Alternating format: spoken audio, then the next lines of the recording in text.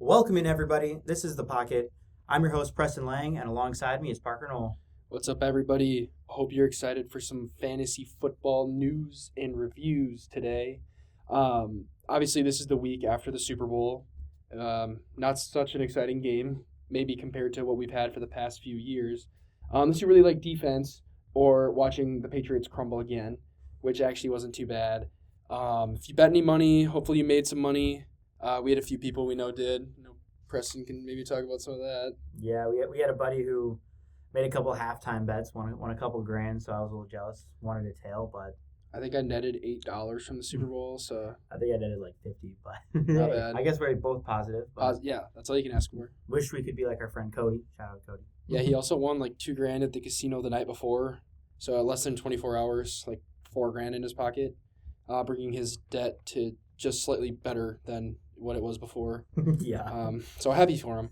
Yeah. Anyway, for today's show, we're going to do some news, talk about the NFL awards that happened last week. We're going to do a new segment of Guess Who, and then we're going to finish it off by ending our talk of the running backs. So we'll talk about the running backs 12 through the running back 1. We'll give you an in-depth review for each player, how they did for you this season, how we think that they're going to do for you next season. First, we'll start off with the news.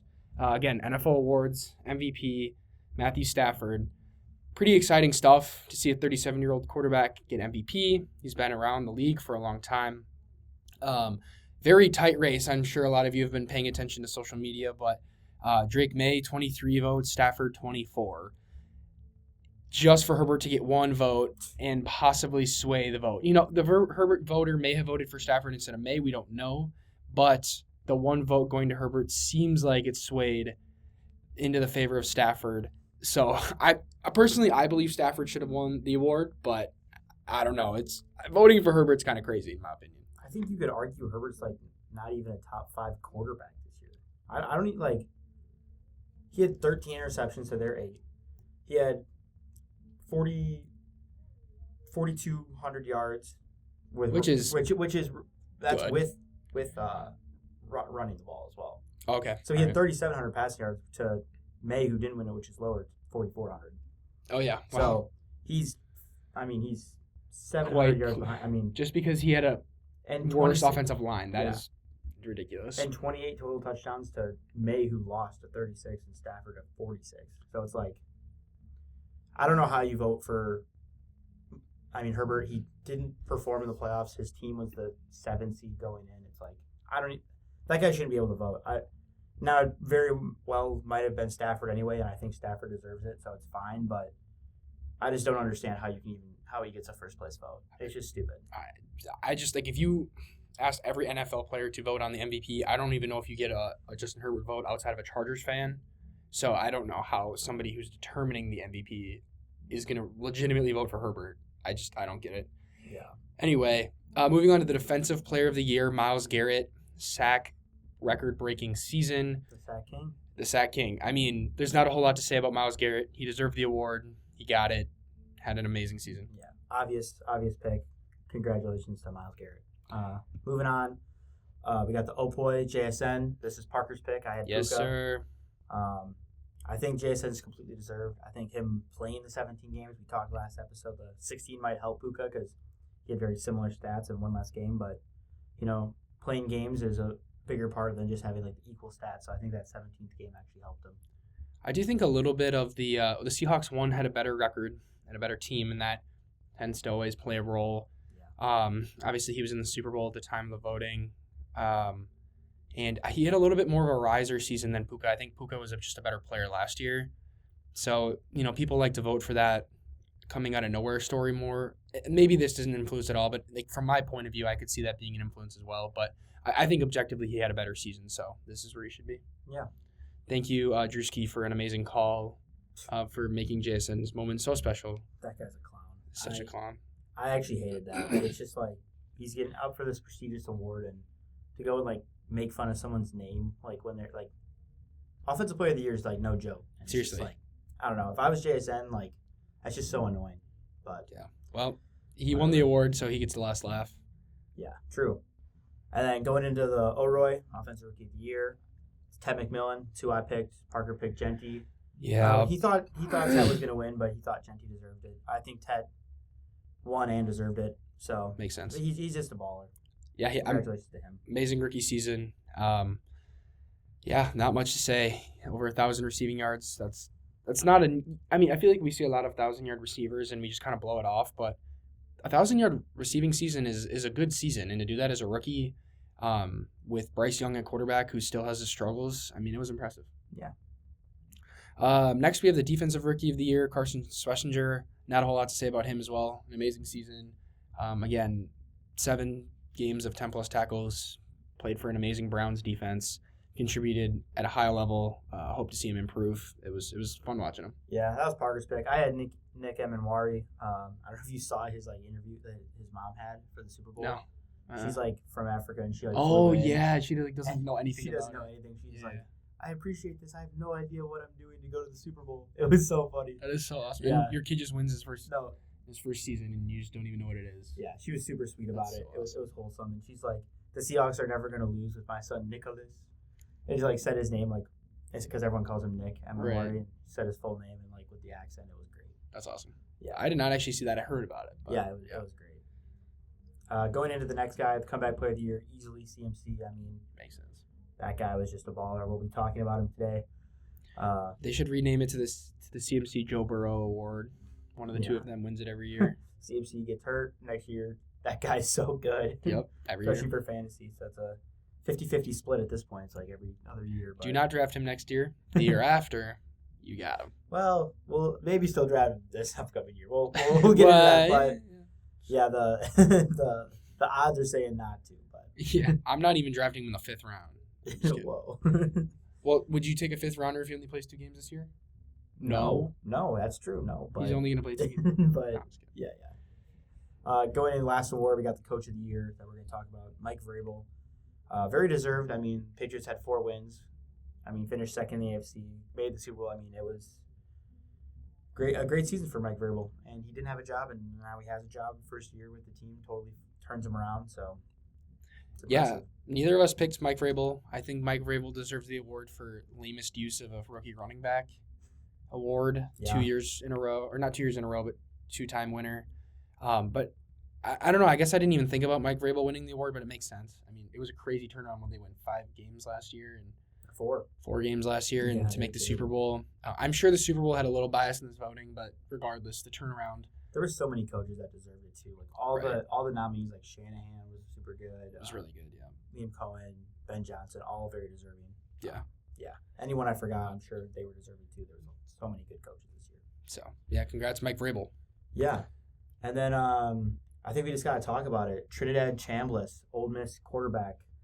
Probably the quarterback 2 or 3, depending on who you ask, for next year for rookies and dynasty, 2 or 3 for the rookie quarterback department. But he just got granted a 6th year of eligibility from a judge in Mississippi. So if he goes back to Ole Miss for college, that would be another big hit from the already big hit of Dante Moore going back to college. That this quarterback class gets even weaker. Yeah, we talked about the quarterback class from last year being weak, and this is looking rough. You got Mendoza at the top, and I don't know, you're not going to draft anybody else in Dynasty, maybe in the end of the 2nd, 3rd round, but Ty Simpson in the 2nd round. Ty Simpson. It depends what draft capital he gets, right? That's very true. true. What Dart does, and Steelers skyrockets. Pick him late or something. Yeah. Who knows? But it's It'll not looking that way right now. It would be. Man, it just hurts this whole class. You can't even take a flyer because Trinidad Chambliss, he has rushing upside. For fantasy, he's exciting at least. So it'll be interesting to see the quarterback class next year. I'm excited. The 2027 draft is gonna be wild. Yeah. It's gonna be nuts. Yeah.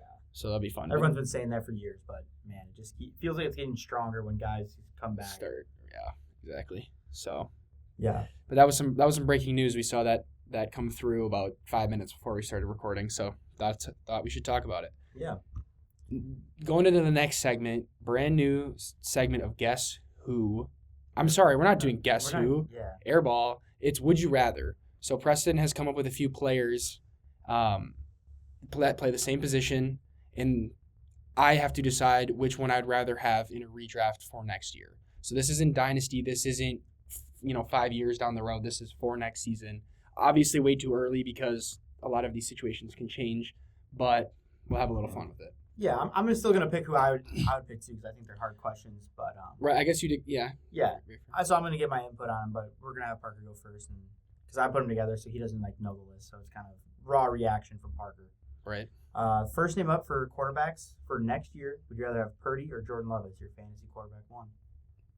You had to throw in Jordan Love. I know it is biased Packer fan, but Yeah. I don't know. Purdy's looked dang good, and at the end of this year.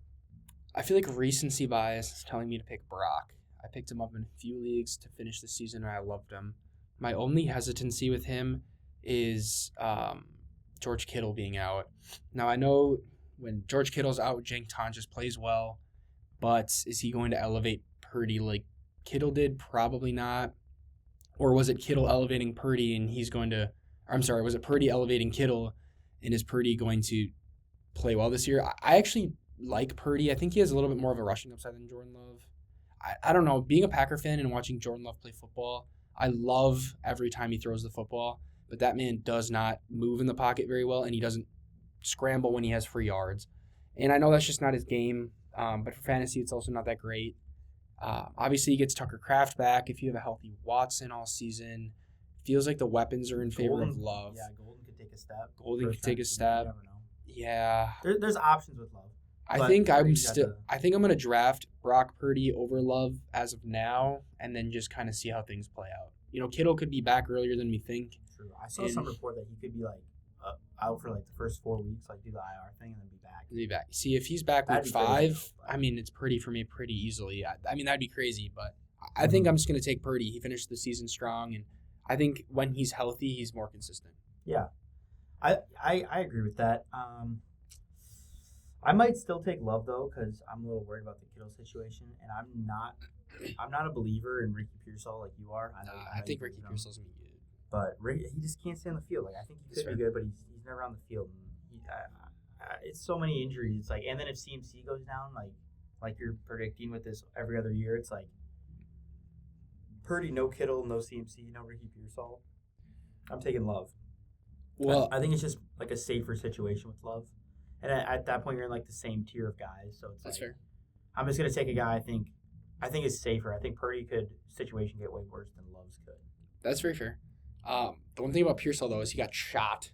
No, I mean yeah. So his first season of injuries is a fluke. He has 1 year of injury history. So as I traded for Ricky Pearsall, I'm a little worried about it, but I mean there's a real possibility he plays this whole year and he doesn't have injury. He has 1 year of injury history. That doesn't tell us a whole lot. Mm-hmm. So who knows what it looks like. I hope he's healthy, and I hope he's a stud this year. Yeah. But I understand your point with the weapons, and that's what makes me hesitant. Yeah, I hope Ricky Pearsall for fantasy is healthy, too.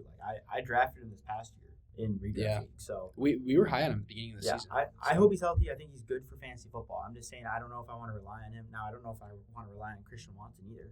Yeah, as a counterpoint. I love Christian Watson, but Tucker Kraft, I think, will be back helping the offense. I think the weapons are just a little bit better for Love, but they could run Jacobs into the ground and then cut him at the end of the year. So I think they're close. I'll stick with Love just for argument's sake because you took Purdy, but they're going to be back to back. They're going to be very close. Yeah. The next names up, we've got running backs. We got your Super Bowl MVP Ken Walker. Charbonnet's hurt coming in next year, or Travis Etienne. Now we don't know where he's going to be necessarily, but he was a baller this year in Jacksonville. A lot of touchdowns, offense ascending. Liam Cohen, probably a little bit better situation than maybe Seattle losing Kubiak and Sharps potentially. But right, not trying to sway you. This is tough because we don't know where either of these players are going to end up. I do think Kenneth Walker's going back to Seattle, and with Sharps out, I feel really good about Kenneth Walker. If Kenneth Walker stays healthy next year and Sharps stays out, it would be Kenneth Walker, but obviously those are a lot of ifs. Etienne, I really like Etienne. Again, he showed us how good of a player he was 2 years ago and then disappeared last year, and then he showed it again to us this year. I think he's a better player than he came out of nowhere this year, but he'd already proven it in the past, and the Jags had a horrible year the year he was bad. So if the offense takes another step forward, I like Etienne as well. This one's really tough. I think I'm going to take Etienne here, mostly because a little bit of bias in the fact that Kenneth Walker kind of cooked me this year. I see the path to redemption for him this season in terms of fantasy. and I want to believe it, but I think Etienne's a little safer, and he didn't crush my heart this year. That's fair. I actually think I'm going to go Ken Walker. It's funny, guy. I'm taking the other guy again, but I think Ken Walker, he showed a lot in this playoffs, Like, I mean, it might be recency bias because I just saw him ball out and all that, but I mean, with no Sharps, I mean, I'm excited. I think Seattle's infrastructure is really good. I feel like he's going back there more confidently than I am at Etienne going back to the Jags. And I'm confident in Liam Cohen. I like Liam Cohen a lot. He was my coach of the year pick. But if the Jags aren't good, Etienne's not going to be good, just like he was 2 years ago. Not this past year, but the year before. And I don't know if I want to like have a dead like Kenneth Walker. I think he's always a guy you can play in your flex. It's very true. Yeah. Like he's a playable guy. Or Etienne, when the Jags won that 5 games that year, I mean he wasn't even playable. No, that's true. So, but I believe in Liam Cohen. So if he's back on the Jags, I'm still in on Etienne. But I think I'll go Ken Walker for the fact that Sharps is out and Tootin. You never know. Byshell Tootin could rise. Yeah. Yep. All right. Next names we got T. Higgins or Ladd McConkey. Yeah, very different styles of receiver. Yeah, this is hard. I do like when my players play 17 games, so that leads me to believe I will not be picking Higgins. I actually am a little bit more of a Ladd believer than I think some. I'm going to go Ladd here. The change up in LA with Mike McDaniel as the OC, I really like that. I think Herbert had a great throwing the ball season. I think he ascended some receivers in a way that he could with the situation. If the line gets healthy again and that team, like that offense ascends because of it, they're going to score more.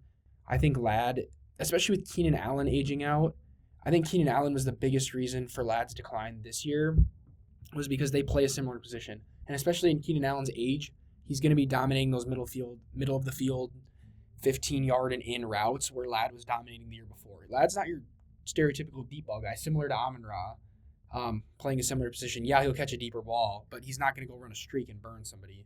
At least he hasn't much, I think Keenan Allen was just taking those targets, and as he ages out and demands less targets, I feel like those are going to go directly to Ladd.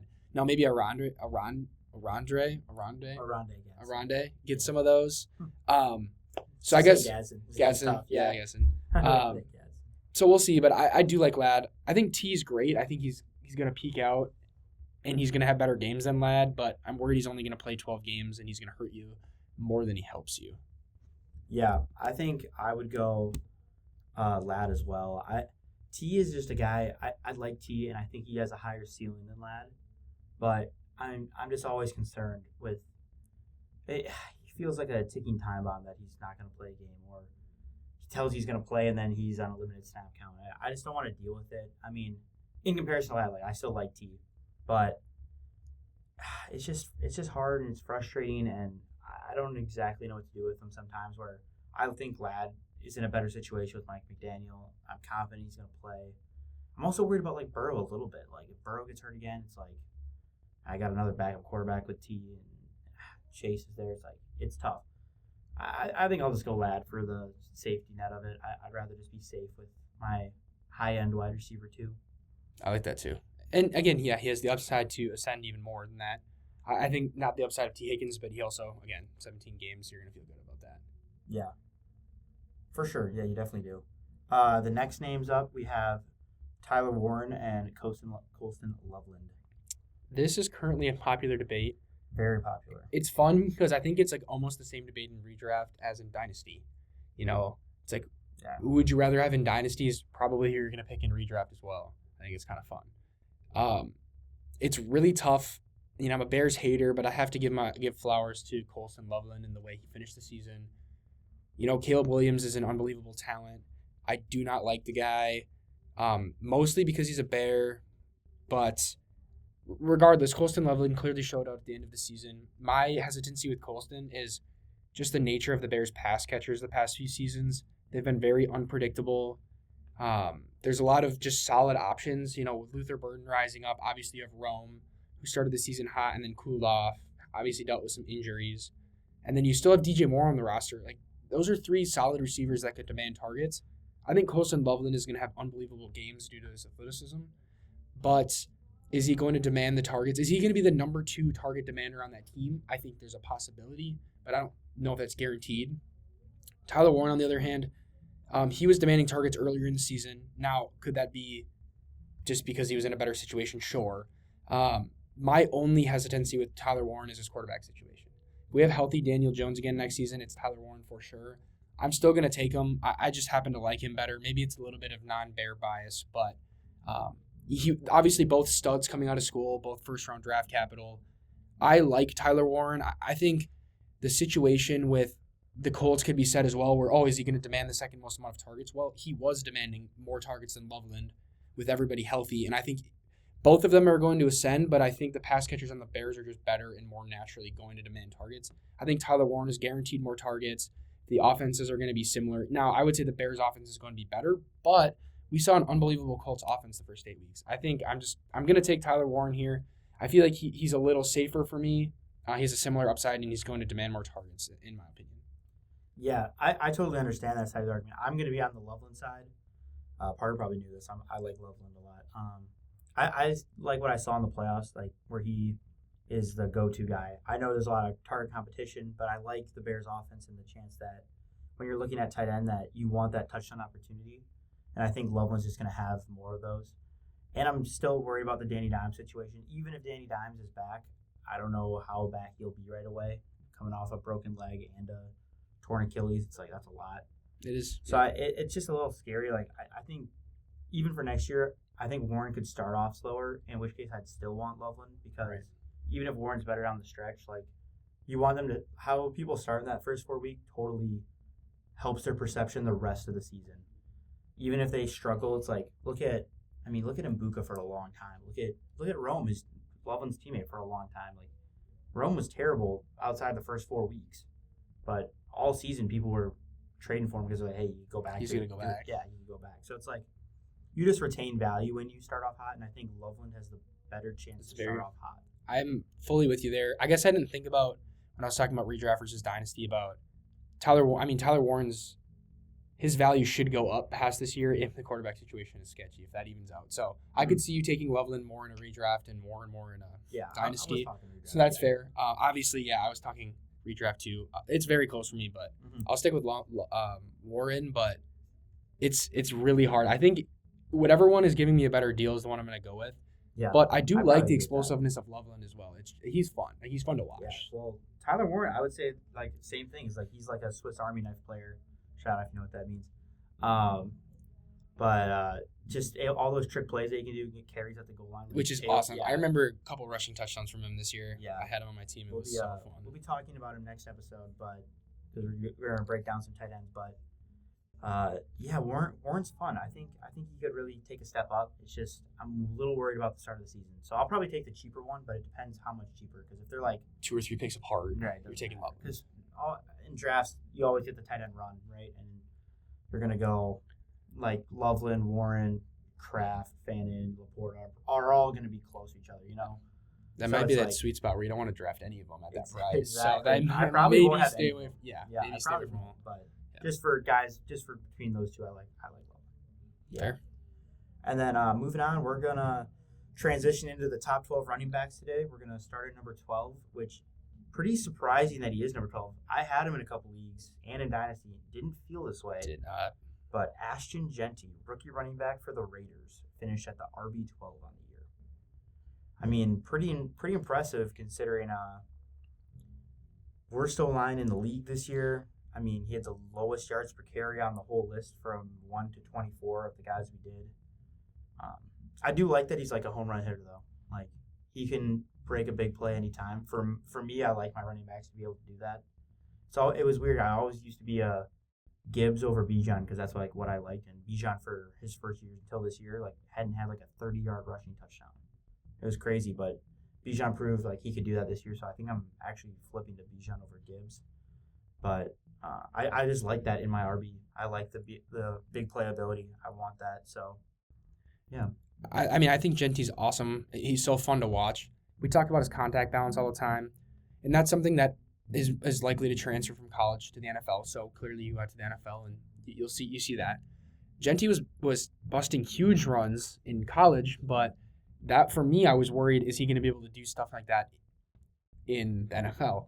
And we've seen it in year one already. And that was the one thing that, again, was worrying me a little, and I'm not worried anymore. It was awesome to watch him. I mean, again, it was a struggle. I had him on a few teams as well, watching him get hit 2 yards behind the line of scrimmage on average. It wasn't actually that, but it looked like it. It was awful. And then some games they just totally didn't utilize him because they were getting crushed and they had to throw the ball. So, with the addition of Mendoza, with the addition of some offensive line, we talked about Clint Kubiak coming to the Raiders. If this offense elevates, I love Jeanty next year. I think the talent is there. I like betting on his talent. I think he's highly likely to finish above where he's drafted. I think he's going to be drafted fairly high, but he has that ability to finish higher than his draft. And when I'm looking for players at a good value, that's what I'm looking for. I'm not going to draft somebody at their peak where it's like, oh, if I'm drafting this player here, they're going to perform to that. Obviously, if you're drafting the number 1 overall pick, that's the peak. Yeah. But especially when you get towards like the second round, third round. No, I don't think Jeanty's going to go in the third round, but I do think that he's got a great chance of performing a few picks above where he is at ADP wise. I love the talent. I love the situation. Hopefully they spend on the O-line, then I will love the situation. Yeah, they have like $90 million to spend on that O-line. They got a new head coach, Clint Kubiak. I like that hire a lot. Obviously, just won the Super Bowl. They're going to get Fernando Mendoza with pick 1, so no more Geno Smith. It'd be insane if they didn't pick Mendoza. Can you imagine? No, they are. I mean, that's got to be the biggest lock. Right. Yeah. That'd be crazy. But go put some money on it. You'll make a cent on the dollar. Yeah. But he also had a 15% target share, which is like elite for a rookie running back. Huge for running back, yeah. It's elite anyway, but for a rookie running back, that's very elite. So that's what you want to see.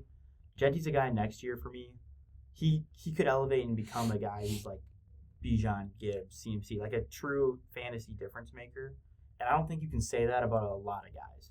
Very true. Yeah. Like they may finish as a top 5 guy, but they're never gonna do that, like elevate the tier of Bijan Gibbs. Yeah, like this year it was CMC, Taylor, Bijan, and Gibbs. Shocker, those are the top 4 guys. We're gonna talk about them. Right. But they were in a tier above the rest. In fantasy? Yeah. What about Cook? Cook and Achane are there, but they're still over 35 points ahead. Okay. Of that tier. Yeah, I suppose. So it's like those guys are like true, just like Cook and Achane, very good. Like those guys, ballers this year. 1B. Yeah, 1B, but man, even Cook to Gibbs is what, 37 fantasy points? That's and actually over 2 points per game difference, and they both played 17 games. It's like it is just a lot, and I think Jeanty has the ability to level up and get into that tier. Not saying he will, but I'm saying he has the talent. When you're drafting a guy, let's say he goes late second, right? Taking a guy who has the talent to be able to do that, I love doing it. You want to bet on that? Yeah, I want 100%. So I like Jeanty a lot for next year. But yeah, a lot to be excited about, and can't get any worse than last year, honestly. It's serious. I mean, if he finishes worse than 12 next year, I don't know if it's possible. He was in the worst situation he possibly could have been, and he got top 12 finish. So yeah. Enough about Jeanty, although we love him. Next guy up, number 11, Javonte Williams. I mean, some call him the sleeper pick of the year. I would be very high on that on that assumption there. If you drafted Javonte, I think I had him in a league, but we knew people who drafted Javonte that had an unbelievable season. You got such good value, 1,200 plus rushing yards, 13 touchdowns. I mean, we talk about the gauntlet of a schedule he went through during the middle of the season, and he continued to perform and continued to get you like 10, 15, sometimes more points a game. Obviously, when Ferg was out and CD was out, he was scoring more touchdowns there. So when everybody's healthy, we may see some touchdown regression there. So that would be the one thing I'd be worried about. But again, the offense is super good. There's nothing really to complain about here for Javonte. It was really nice to see him. I know a lot of people were believers of him when he was in Denver, of the talent. It was nice to see him perform for Dallas this year. So, yeah, again, Javonte, not a whole lot more to say about him. We can move on to Etienne. Yeah. Oh, well, I actually wanted to talk about Javonte. I mean, 1,200 yards, 13 touchdowns. I had him in Dynasty this year. He was very efficient on the ground. He averaged 4.77 yards per carry, which is very good. Surprise pick, like everyone said. He actually averaged more than Etienne, who we're going to talk about next, per game because he only played 16 games because he got hurt at the end of the year. That is right. Yeah, you're right. But, I mean, over 250 total carries. 35 receptions. I mean, really inefficient on the receptions. I mean, 35 catches to 137 yards is terrible. Wow. But he still had 35 catches, so it's You still like to see that. Yeah, you do like to see it. I mean, but that is really inefficient. But yeah, he's on a good offense with a lot of scoring opportunities, so I like that when I'm looking at my running backs. And hopefully Jerry Jones doesn't Jerry Jones and actually just resigns him and doesn't take Jeremiah Love or something stupid. That would be a Jerry Jones move to pick Jeremiah Love. And what the heck? Yeah, that probably won't happen. But I'm just saying, It could happen. That doesn't happen. Right. Yeah. You still have to bet against that because you never know. Yeah, Jerry Jones is. As a Packer fan, I'm happy Jerry Jones is. I love Jerry Jones. He could retire now, but thank you for Micah. Thank you for Micah. Now, moving on to Travis Etienne. Kind of another riser, similar to Javonte. Very counted out. Again, we saw him play well 2 years ago. Then obviously last season he wasn't so good, and then this season we saw him come back. Obviously, we saw an improvement to the Jaguars' offense, and so that's going to help. He was a touchdown machine, 13 touchdowns, 1,100 yards. As long as the Jags' offense stays good again next year, I'm in on Etienne. I loved him the year that he was getting drafted in the second round, and obviously he underperformed that year, but he looked good. He looked back to himself. I guess the biggest worry is Tootin. Does he carve out a bigger role next year? I think he's going to at least get an increased role than he had this year. Is it significant enough to reduce Etienne's value? I don't know. That'll be something to keep your eyes on, especially in training camp. Mm-hmm. The reports always come out of players at that point, so I guess we'll see. But yeah. I liked Etienne this year, and he was a good value. Yeah, I mean, over 1,100 yards, 13 touchdowns. I mean, just under 300 receiving yards. I mean, yeah, Etienne was good. I mean, he just like Javonte, another guy people kind of left for dead and really revived his career. I mean, people will like him next year, and we'll take him fairly high. And if he's at the Jaguars, it'll be more of the same. I mean, Tootin's there, but he's a big playability, got receiving upside. I mean, got to be pretty happy with that. I mean, if he's your RB2, I would be very confident in him. Yeah, it'll be interesting to see if he goes to another team besides the Jags. See what he can do. It would be interesting. There's a lot of interesting situations for running backs. Yeah. And a lot of free agents. And then, obviously, you have Jeremiah Love coming in. So a few running backs that could go find a new home, and it would be really hard to evaluate. So it'd be interesting if he leaves. Yeah, there's always a high running back turnover. But right. Well, yeah, exactly. Moving on. Kyren Williams is the next name up at 10. I mean, over 1,250 yards, 13 touchdowns. This guy's on a great offense. Obviously, I mean, Stafford won the MVP. Consistent, gets lots of opportunities. I mean, Kyren is like tried and true every year. This guy is finishing top 10. Last 3 years, he's been a top 10 guy. Yeah, he was 9 this year. So a little bit more credit to my boy Kyren Williams. Oops. That's okay. Yep. Yeah, some more credit. I do love Kyren Williams. He's touchdown machine. You're always worried about people who score a majority of their points on touchdowns regressing. He still had 1,250 yards. But he's consistently getting touchdowns. It's like you just love to see that. And we had Blake Corum take a lot of those touchdowns, and Devontae Adams score a lot of those touchdowns. So I don't expect to see Blake Corum going away. So that's a little bit of a worry for me. But Devontae Adams isn't going to score 14 touchdowns next year. Yeah. So if Kyren gets a few more touchdowns, I mean, even if he regresses and then there's a few more to get, like he may not regress a lot. I feel like he's just pretty safe to be a top 10 guy, top 12 guy every year.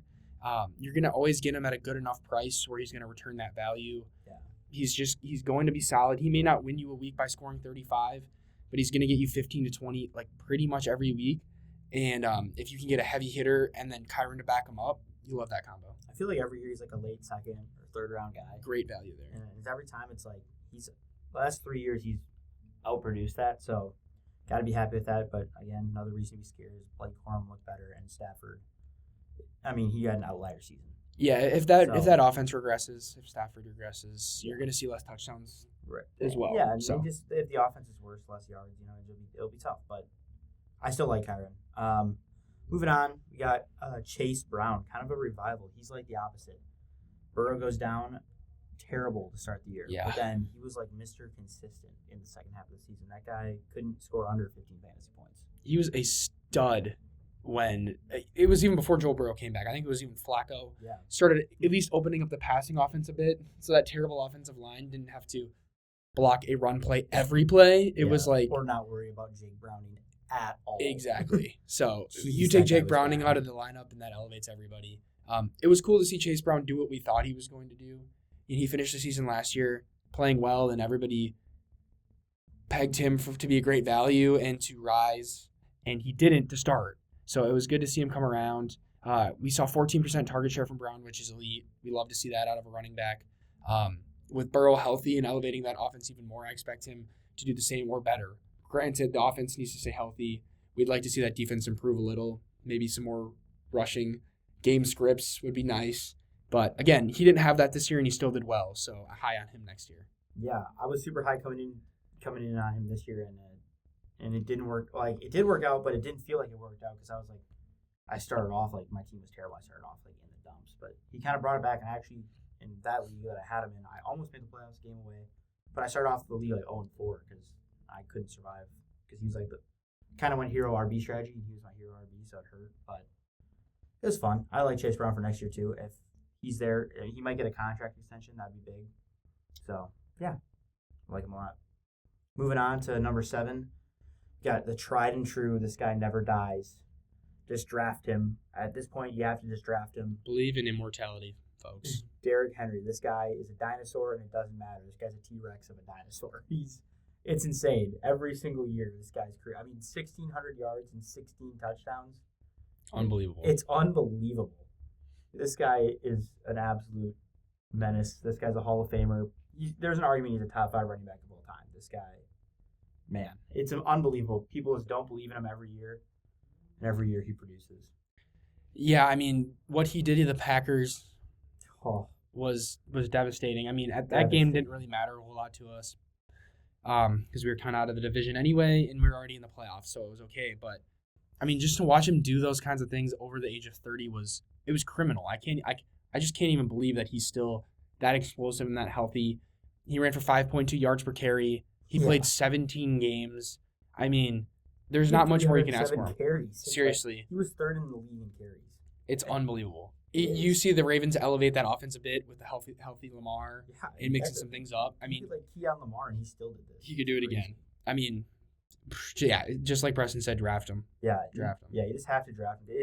It's unbelievable at this point. I mean, it really is. I'm in awe of Derrick Henry every year that he continues to do what he does. The one year I draft him, he'll go down and retire. Yeah. Inevitably, so. Yeah, he will crash and burn eventually, but at this point, it's like, just hop on and enjoy the ride. Yeah. I mean, you just get really unlucky if you draft Derrick Henry at 33 and he goes down. I mean, it's crazy to say, but for most everybody else, you'd be a moron for drafting a 33-year-old. But in this case, you'd be smart. He honestly jumped up into the Achane Cook tier because of that Packer game because he was with the other guys. He did, yeah. Because he finished with 282 points and Brown was at 251, so 30 more points is crazy. And he's only 11 points behind Achane, but man, that Packer game really elevated him with 3 or 4 touchdowns. Yeah. 200+ yards. I can't believe he only finished that 11 points behind Achane because it just felt like Achane had a better year all season. Yeah. It's unbelievable. No, it totally did. But Derrick he delivered in the playoffs, He's dude. coming, man. Oh that guy, gosh. He doesn't stop. But moving on to Achane, number 6. This is where the tear jump, in my opinion, happens, where this guy was so consistent all year. Me and Parker both had him. I mean, I traded him in the year. Parker got him, but I think Parker was happy with him. I was happy with him. 1,350 yards, 12 touchdowns, 488 receiving yards on a 20% target share. I mean, yeah, this guy's unbelievable. This guy's elite. Yeah, it's great to see him on a better offense. It's a little scary with what they're going to do in the offseason. But regardless of the offense that he's on, he's explosive. He can hit the home run. He gets 20% of the targets. I think whoever is calling the plays, it's Hafley is the quarterback or the coach now. Who's the OC? Yeah, Hafley's they just hired someone. I think Kevin Batula came in not as the OC but as the pass game coordinator. Oh, that's great. So people were a little. Javonte Achane will be running hitch routes. Regardless, whoever is calling plays this season, Achane is going to be getting the ball. He just should be. He's the best player on the team. He's the best offensive player on the team. So I'm not worried about him in the aspect of getting the ball. Maybe the offense isn't going to move as much as it is, so touchdowns may become more scarce. Oh, But- dude, their passing game corner is Body Slovic. Or Slovic. That guy. Oh, that's right. He was way up there for a job when Ben Johnson beat the year before Ben Johnson went, where they're like both like it's Ben Johnson or Bobby Slovic. Oh, then yeah. They both stayed as That's coordinator. right. Yep. Yeah. So that's like not bad. I mean, he had a rough, like Ben Johnson ascended, Bobby Slovic went down, but it's not like terrible. But Kevin Matula did get hired there to help the passing game attack. So Wonderful. but Achane, they have to use him. He's easily their best offensive weapon. It's not He's even stuck. close. Draft him. I wouldn't be worried about it. I'm going to be drafting him. He's just a fun player to watch, I mean, to be honest. he averaged 5.67 yards a carry. I mean, that's insane. That's ridiculous. That's the highest in the league, by the way, when I say that. He's third highest for running backs in target share. He was also like the most consistent running back. Yeah, he had no bad games, I'm pretty sure. Not a single one. No. Yeah. It was actually I lied. Let me Yeah, he was the second one, of course. Yeah, CMC. yeah. I was going to fact check myself. CMC was by far the best, but Achane was like right up there. Second most consistent. You're going to draft him. And honestly, like the way he played this year, you could see him ascend. He could do better, like to be honest. I don't know. He had a few games where he went out. Jalen Wright scored a couple touchdowns. I love Achane for next year. Yeah, I mean, you got it. Moving on, we got James Cook. James Cook, absolute stud. Led the league in rushing yards this year with 1,621. Had another 291 receiving yards, averaged 5.25 yards per carry, 14 touchdowns. Everyone thought that touchdown regression was coming. It didn't. 14 touchdowns is absolutely amazing. 309 carries. I mean, this guy, absolute stud. I mean, this guy, the offense isn't changing. Joe Brady, OC, got promoted to head coach. This guy is a beast. Draft him, too. He was undervalued this year. Got the contract. He's good to go. Yeah, again, love James Cook. I liked him at the beginning of the season. Maybe not running back 5 good, but running back 5 good. But he ran like a beast. Again, like Preston said, Joe Brady, it's going to be a similar offense. He's going to get the ball. Josh Allen's always going to open up the offense. You just draft him and don't think about it. He's going to be good. Coming up next, we got Jahmyr Gibbs. Obviously, everybody loves Jahmyr Gibbs. He's a stud. He's going to hit those home runs. He had 18 touchdowns this year, 17% target share, just unbelievable numbers. 5 yards per carry, which isn't, it's very good. It is. Yeah, it's insane. It's not as good as a few of the other players. Maybe honestly, for a guy like Gibbs, you kind of expect more because of how explosive he is. Yeah. But 5 yards a carry. I mean, it's still very good. I mean, how many, 1, 2, 3, 4, 5 guys over 5 yards per carry? Let's see. Maybe 6 guys. I mean, 1, 2, 3, 4, 5. You're right. It is 6. Yeah. So I mean, it's just elite. But Gibbs was the lowest of the 6. Right. He is barely over 5 yards a carry. It is crazy to me that Derrick Henry had more yards per carry than Jahmyr Gibbs and Travion Henderson, the GOAT. But anyway, regardless, it's still very good. He had less carries than those guys too. That's very true. Yeah. He has the least amount of carries on this list of the top, like of his tier of the elites of the elites. I do think part of that is the offense didn't quite have the identity it's had the last few years. They were in more passing situations, which is great for Gibbs in the passing game. And we saw him elevate your fantasy team because of his passing work. I think the offense is going to figure itself out a bit more this year without Ben Johnson, and he's going to get more carries. I'm not worried about Gibbs. You draft Gibbs, you forget about it. Yeah, he's probably the RB2 next year. I'm taking Bijan over him, but if you take Gibbs over him, I can't really argue with you. Right, but he'll be a first round pick. He'll be a top 6 pick. 100%. Next guy, right with him, Bijan. Just like Gibbs, he'll be the RB1 taken off the board next year, probably. Not even probably, he will be. I mean, 5.15 yards per carry, over a 20% target share, just amazing. Nuts. I mean, the most all-purpose yards in the whole league. I mean, he finished 3rd with 11 touchdowns, and we've seen guys on this list with 16 and 18 touchdowns. So to see Bijan score above those guys with less touchdowns, obviously we saw him with 2,300 yards. The one where you have is Tyler Algier vulturing some touchdowns. I think it's going to get to a point where the team's bad enough they can't keep giving it to Tyler Algier. They have to keep giving the ball to Bijan. So I'm not very worried about it. Tyler Algier's a free agent too. He could leave. So if he leaves, that would be great. Yeah. But I also think this Falcons team is going to elevate on offense. Hopefully.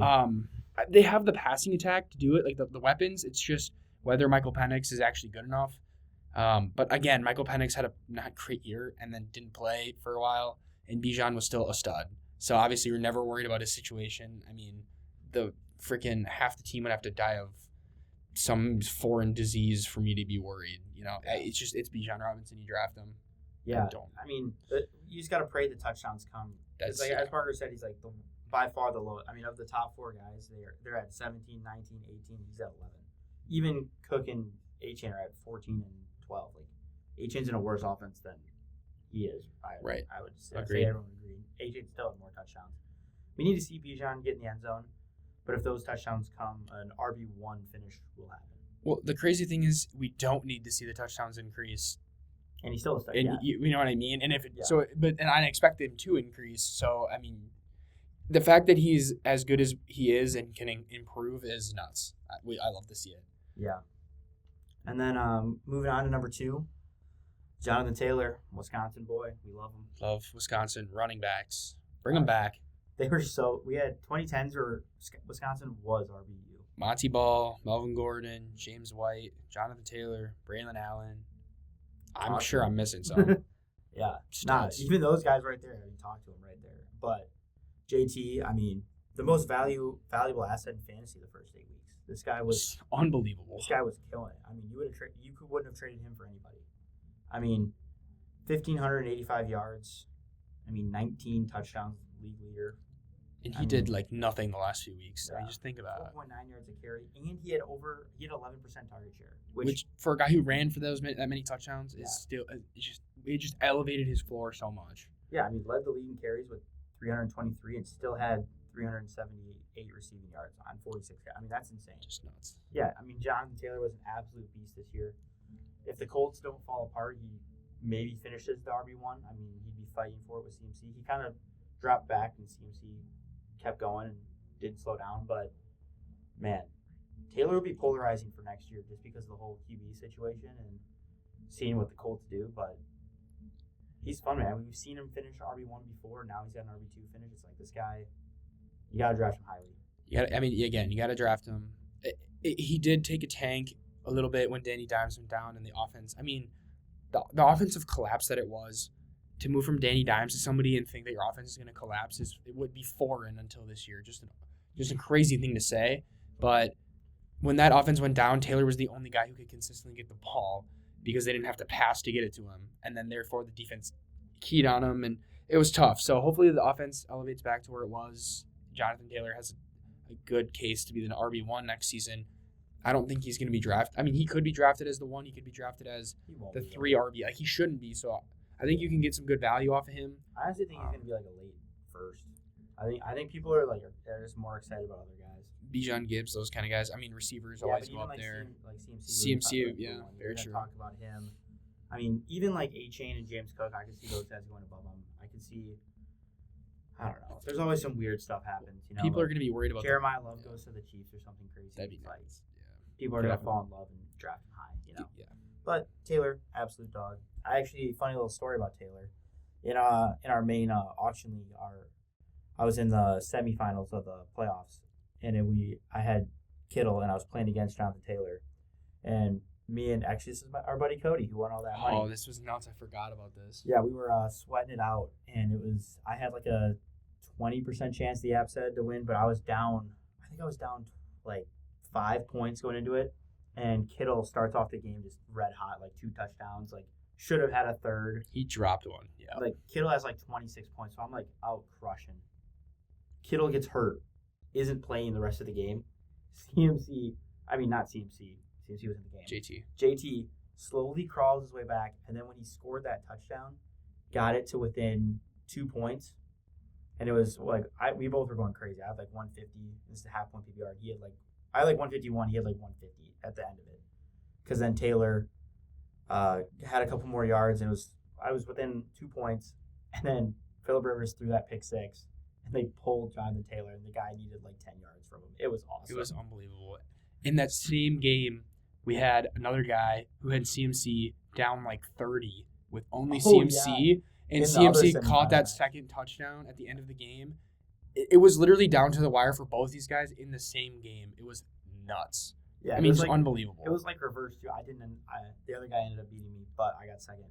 But it was like reverse. Like me and Cody both had over 150, and they had like 100. It was like one of those weeks. Yeah, it was one of those. But the CMC, I mean, that's why you draft CMC. That's why he's That's why you RB1 because he gets you the chip and wins championships. He's the fantasy GOAT in my opinion. I mean, this guy, he's like the best win condition. If he's healthy for 17 games, he is the RB1. That is a fact. Like pretty much, yeah. He's the RB1. He's the best player in fantasy. That if he's playing 17, you need CMC. I mean, he had 1,200. We'll just go into it. He's an RB1. 1,200 rushing yards, 900 receiving yards, 311 carries, 102 receptions, 17 touchdowns, 25% target share. Unbelievable. It's insane. For his reception totals, do you know he's like 6th in the whole NFL? Yes. Yeah. It's Puka, JSN, Trey McBride, Amon-Ra, and Jamar Chase. Oh, and then CMC. It's insane. He's 6th for receivers, and he's a running back. He's a running back. He actually was inefficient though. He ran for 3.86 yards per carry, which at his age is fine. The fact that he ran the fact that he ran for that yards per carry and was the fantasy wide receiver or running back 1 just shows you that he doesn't need the explosiveness he once had to be a dog. If you would have told me that he was going to be on pace for 311 carries at any point during the year past week 5, I would have said CMC would not have finished the season. There's just no way. Or he would have died by the end of it. The fact that he had 311 carries, 102 receptions, he had 413 touches, and he stayed healthy. Incredible. It was so fun to watch. 413. There's just no way that at the beginning of the season that if you told me that CMC was going to get 413 touches and not get hurt, I would call you. I wouldn't believe you. I mean, unbelievable. I hear what you're saying, but man, it's so great to have CMC when he does this. I've been a beneficiary, not this year, but in past years where he doesn't get hurt, and it just feels like you can't lose. He's just a cheat code. Seriously, he bails you out every week. It's so awesome to have him. He's so good. Just a grinder.